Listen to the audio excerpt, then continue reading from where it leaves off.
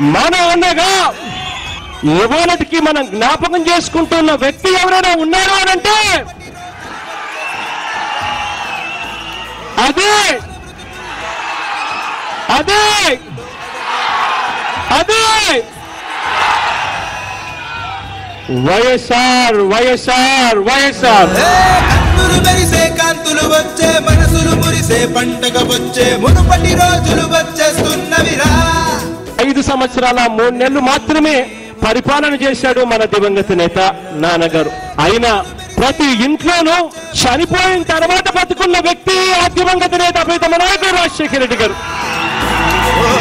మన బ్రతుకుల్లో వెలుగులు నింపక, మన అడుగుల్లో అడుగై కదలగా చీకటి చీల్చే సూర్యుడు అడిగోరా.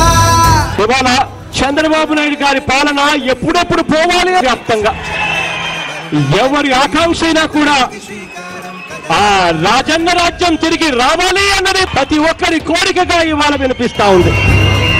రాజన్నకి ప్రతిరూపం మన జగనన్నేరా.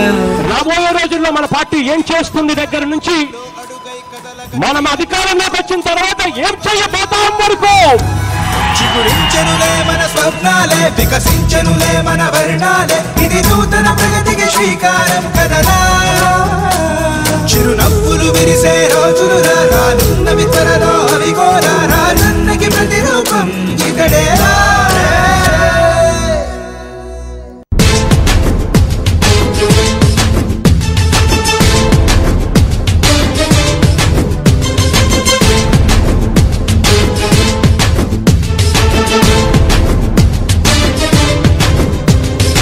జగనన్నా